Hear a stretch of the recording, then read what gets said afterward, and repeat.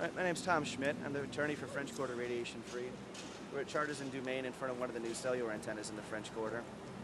The reason we're bothered about these things is that they're both big and ugly and they're unhealthy. A study from Germany from 2004 shows that people who live within 350 to 500 meters of a cell antenna have a 4 times increased risk of getting tumors. A study from Israel from the same year shows that number as well, but the risk is 10 times as much as normal people for women who live too close to a cell tower.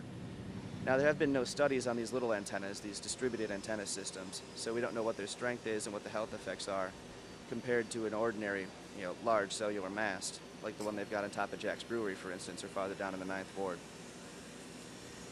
We know, however, that the real limits that have been set by the FCC are only concerned with safety if the radiation is strong enough to cause thermal effects, if it makes your cells warmer. But there's been study after study for the last 10 years and more that shows that levels that are a fraction as strong, isn't strong enough to cause thermal effects, are going to cause your DNA to break up, which means that if you have a stroke, it'll be worse than you have without the exposure.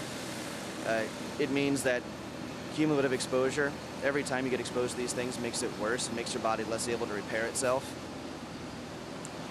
And besides that, it increases the aging process. It'll give you headaches. It'll give you trouble sleeping. It'll give you memory problems. It'll give you trouble concentrating. We know a lot of this because the Soviets, during the Cold War, bombarded the United States Embassy with radio frequency radiation. As a result, 2 successive ambassadors got sick with leukemia. And nevertheless, the United States medical community wondered why on earth the Soviets would do this, and just didn't put it together. But of course the Soviets did it because their standards for radio frequency exposure were a lot lower than ours, because they'd already documented radio frequency sickness syndrome. And they knew that if they bombarded the United States Embassy with RF radiation, that people wouldn't be able to sleep, they wouldn't be able to concentrate, they wouldn't be able to do their jobs. And they couldn't think of anybody better to sabotage the United States Embassy. So, now the Vieux Carré Commission went through 5 different designs with architectural firms and everything before arriving at this design, which is not exactly aesthetically pleasing. But we're mostly concerned because of the health effects of where I'm standing. There are people who live and work within meters of this thing. Now, the rule of thumb for electrical engineers is that with an RF source, that the worst damage, the worst health hazard, comes within 1 wavelength of the radiation that it emits. There are 14 of these around the French Quarter. The process to put them in place began back in 2003, and the permits were just issued in late May of 2005.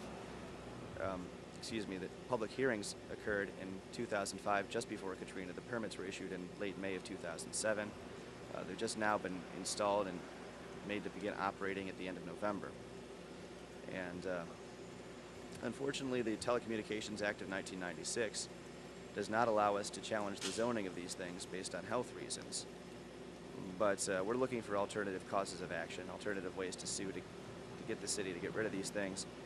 But frankly, a suit is not really the most effective way to go about this.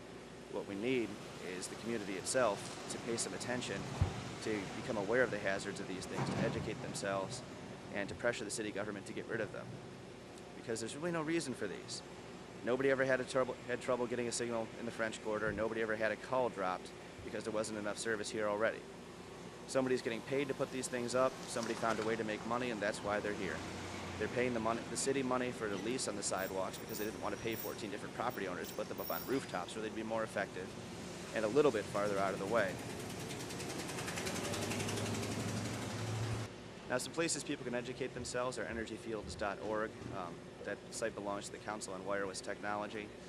As I speak, they're having a conference in Venice, Italy, an international conference gathering scientists and public policymakers from around the world, trying to figure out how to define real safety limits, not like the ones they have now, but effective safety limits for radio frequency exposure.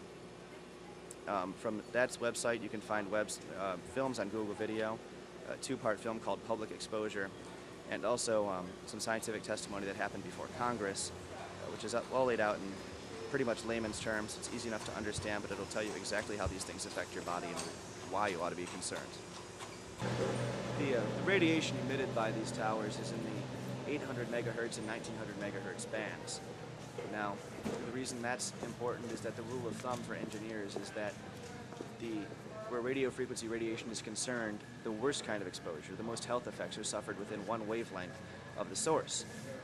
A 900 megahertz wave is about 1 meter. An 800 megahertz wave is a little bit longer than that. So everybody who's walking by these on the sidewalk and gets treated to a dose of the worst possible radiation that this thing can emit. I'm Louis Sayuk. I have a photo gallery on the corner of Charters and Dumaine. I think the main problem with them, from my perspective, is that they're ugly. They don't fit in an historical district. No kind of way do they, I mean, if they had been designed differently, maybe that might work, but they are just god-awful ugly, and they ruin the entire character of the French Quarter. These cell towers are just god-awful ugly. They ruin the entire character of the French Quarter and the ambiance and everything else. They shouldn't be here.